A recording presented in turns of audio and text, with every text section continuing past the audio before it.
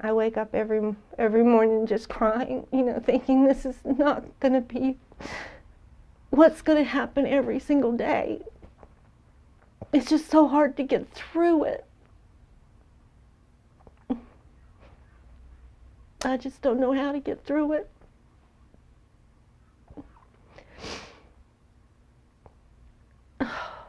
Tell me about his childhood. Did he play sports? Was he in scouts? What kinds of things did Yes, did he do? played sports. He played sports from the time he was 5 years old up until he was 17. And he was in basketball, he was in baseball, he was in football, and loved NASCAR. He and his dad went to the NASCAR races all the time. Loved sports, and he was a good kid. Had two best friends, and that's who he grew up with, and still are friends with them today. And there's nothing that would have predicted any of this could have ever happened. Yeah. Nothing in his childhood at all. I would have never in a million years thought something like this could happen to him at all. You didn't see things like him getting into fights? Or... No fighting. He was quiet, and he got along with people, and he didn't start anything, and he was a perfect teenager, tell you the truth. He did not even rebel. He wanted to go to NASCAR Tech. We made that possible for him. What did he do after he finished school?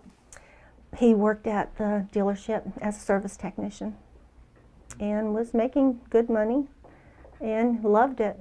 He bought a toolbox, and he started buying his tools, and enjoyed it. He was doing well. When and where did he meet Shenan? They met, and he liked her, she liked him, but it didn't, I don't think it was love at first sight or anything. They took a little while and I guess got to know each other and, dated. It was always a little strange that she always said a lot of things about Chris in front of me that I didn't like. Like, this isn't the kind of person I would date. He doesn't know how to do this, or he doesn't know how to do that. He looks like a skater boy. Look at his hair. Look how much stuff he puts on his hair. It was just on and on and on, and I just got a bad feeling. And they got married in 2012. Did they get married in North Carolina? They did. Mm-hmm. How was that? Oh, we didn't attend. Really? Mm-mm. We didn't attend because Shanann and I just couldn't get along, and I didn't like the way she treated him. What do you know about their marriage and their issues? Oh, very little, very little. You can only observe. I could only observe what I saw when I was around them. Christopher always seemed anxious, and he when she needed something, I mean, he would run. He wouldn't walk, he would run, he would get it. He just always seemed to be right there at her beck and call. And did that seem odd to you? Or? Very odd. It was very odd. He just seemed nervous. So how much did you see them over these last 6 years? Probably twice a year. We would go up there. Did you stay with them, or? Yeah, we would stay with them, and stay a week, and then come back home. Tell me about Bella and Celeste. Oh, Bella was just like Chris, just like him, shy, cautious, conservative. Cece was a ball of fire. I mean, she was fearless, completely fearless. She just loved to run, run, run, run, run. So they were wonderful. It breaks my heart to know that they're not here.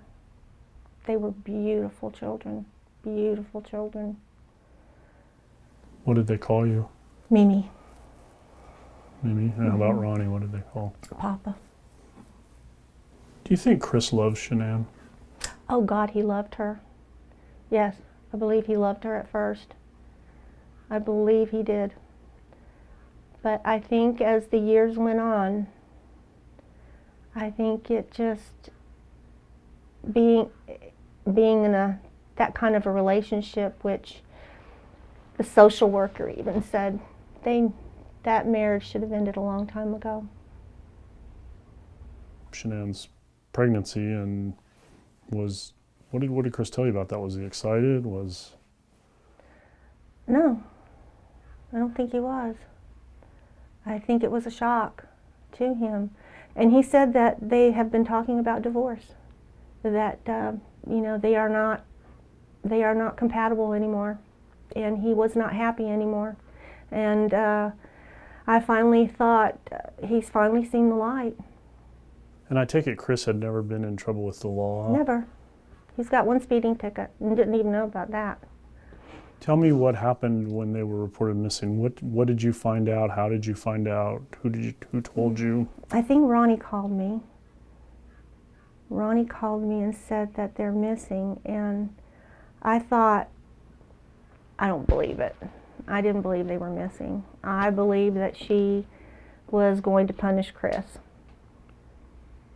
She was just going to punish him, take the girls, and just punish him. I had no idea of anything else. Christopher called and said, Mom, they're searching the house. I said, okay, that's fine. I mean,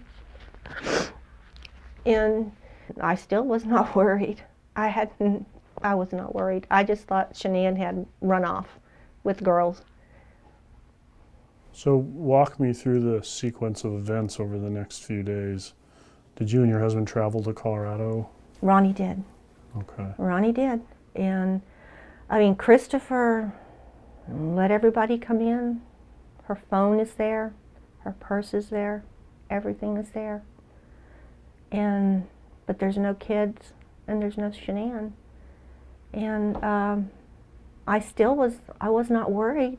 I thought, she has just gone off and I'm going to punish you for this and you can worry about me.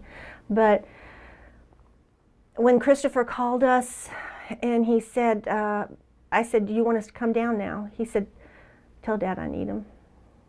Tell Dad I need him to come down. I said, what about me? He said, no, Mom, just stay. Just send Dad. And he picked him up at the airport and they drove to the police station. And Chris still didn't say anything to him. Nothing. He had already been interrogated 7 hours prior to that. He had already let the police go into his home, search everything. He was going in for another interrogation. The next thing, after 5 hours, they called Ronnie and said that your son wants to talk to you before he tells us anything. And that's when Christopher broke down and cried and said, I'm sorry, Dad. He said, I went into a rage and I killed her after she killed Cece and Bella. And he found out where he is and then they wouldn't let him see him. He couldn't see him. And so he was going back to the airport when his public defender called him and told him to come back. And that's when Ronnie met his public defender. And so talked to her for a while, and they kept in touch with us and let us know what's going on. And then what was the next update that you got? Was it? The next update I got was Ronnie called Jamie and told them they found their bodies.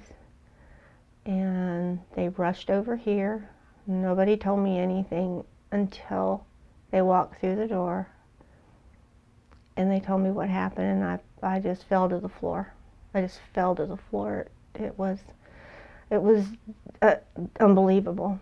And it's been unbelievable ever since. And what did his attorneys tell you about contact with him, starting with his none. arrest? No contact. Everything is recorded. No contact. No letter writing. I didn't see the harm in the letters. Hi son, love you, keep fighting. We are here to support you. What is wrong with that? What can the DA do about letters like this? Why couldn't we just write him a letter? We did what we were told to do. When they called us to tell us that Chris was thinking of a plea, that he wanted to speak to us about it. And when we got down there, it was a lie. They wouldn't let us talk to him about anything. And then we had to talk to him through a screen and a phone. And he just looked, he was crying. I mean, he wasn't crying. You could see the movement in his mouth that when I talked about Bella and I talked about Cece and the memorial service that we had for them. And he asked what pictures did we use, and what was the song. You can see how he was trying to hold back tears. What day was that? Do you remember? Well, we flew in on that Monday. We flew in on Monday, and we saw him Monday night, and then the plea deal was on Tuesday. So Monday night was when you wanted to talk to him about it? Yes, and we weren't allowed. And it would have helped us so much to be able to talk to him. I wouldn't have to go through all this now. Everything just seems to be shrouded in secrecy. And just tell us what is going on. Let us ask Chris if it's okay if you talk to us. I just don't like the way it was handled from the very beginning. I don't like the way it was handled. I want to save your life. That's all. We're just here. We're going to save his life. We want him to get life in prison. It was like they already knew he was guilty, and this was the end of it. Were you worried about the death penalty being a possibility? No, I didn't care about the death penalty. Nobody's going to die in Colorado. I don't think anyone has. One person? And Colorado is changing. So people stay on death row forever. There was I think he'd be safer on death row. And her parents said they didn't want any more death. So I don't see how the death penalty could have mattered. All I want is the truth. I just want the truth. That's it. And I know Chris, he would take responsibility. And I guess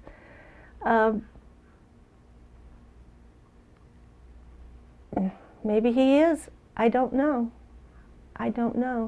I just can't see him doing that. What do you think the truth is about how Shenan and Bella and Celeste died? Oh, God, I don't know anymore, honestly. I don't know his frame of mind, and I don't know his frame of mind. Because why would you plead guilty to something you didn't do? And that's all I want to know. Why would you plead guilty if you didn't do it? If you told your dad you didn't do it? And that's what I want to know.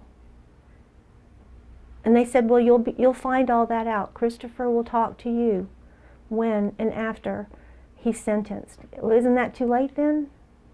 I mean, isn't it too late? What if he tells me, no, I didn't do it? I just took this plea deal because they told me I was going to go to jail anyways. I just want the truth. All of us just want the truth. That's all. But I would like to know what triggered it. How can a normal young man, and he's normal, he was normal, but he wasn't evaluated when he came into the system. He wasn't normal if he did this. It must be bewildering. It's bewildering to me. It is. It is absolutely. How does this happen? How did this happen? And I go back in my mind thinking, was there something I didn't pick up with on Chris? But I can't think of anything except he was quiet.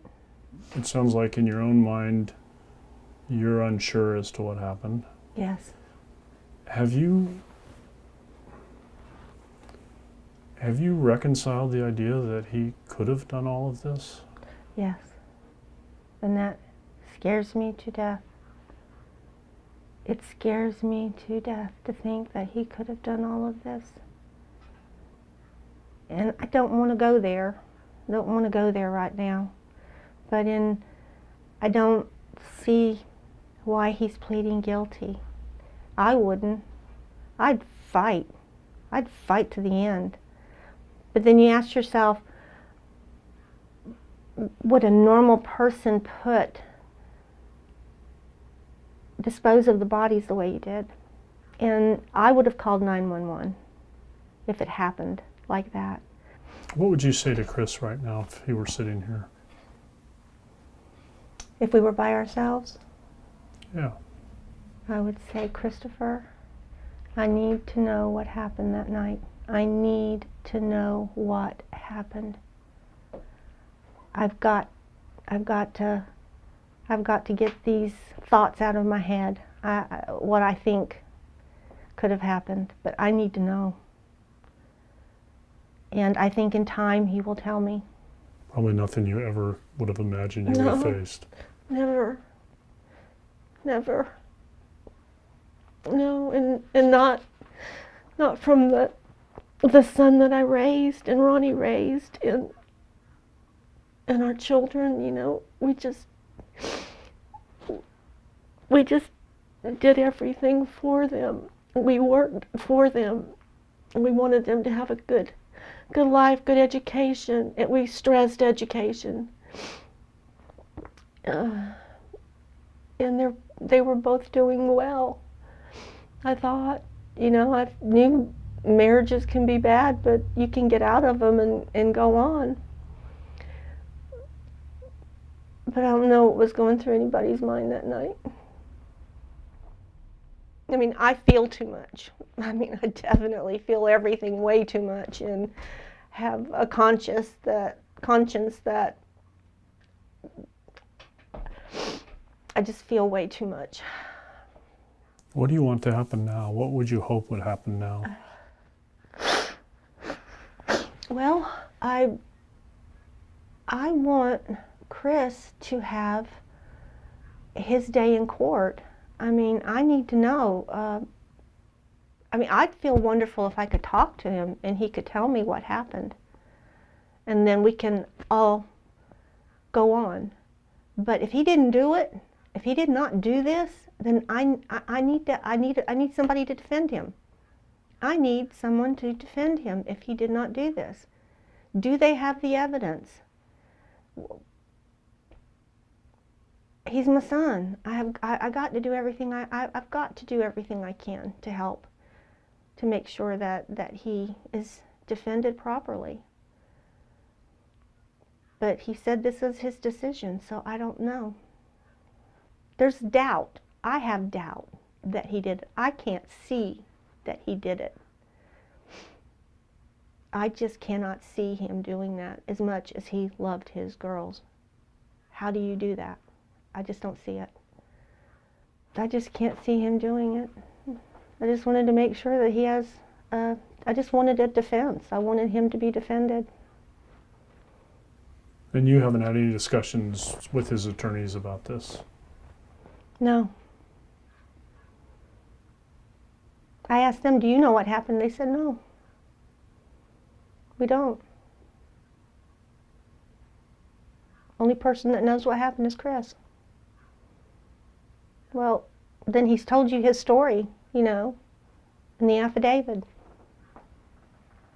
They said they would defend him if he wanted to go forward, but he said he didn't want to go forward. And the bottom line is you would have liked to have been part of that discussion with him before he made that decision. That's what I thought we were going down there for. At least let us talk to him. Let us talk to him. It would have made all the difference in the world if they would have just let us talk to him. If he was going to do this, what difference does it make who's listening? But he has our love. He has our unconditional love. I will never abandon my son. He did a horrible, horrible, if that comes to pass that he did this, then I still love him. He's my son.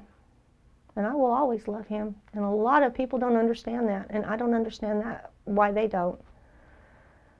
Well, could you talk a little bit about some things we talked about yesterday? You said, I think your exact words were, he's not the psychopath next door. He isn't. He's not the sociopath next door. He's not the psychopath. He didn't kill little small animals. He didn't do any of these things. He was a good child. I didn't see anything. I didn't see anything that was abnormal about him, except he was socially awkward. He had trouble socializing, but so did I when I was younger. I think you learn that as you grow, and I think he felt a little bit more comfortable in his skin, and he just, I don't think he just had the right person at his side. I don't. That relationship was toxic from the very beginning. What would you say to Shanann's family, if you could talk to them? God, I'm so sorry this happened. For both our families, because we both lost everything.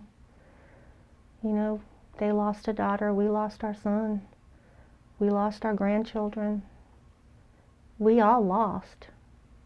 Everybody did. And you'll never get it back. And they were precious. They were so, so precious.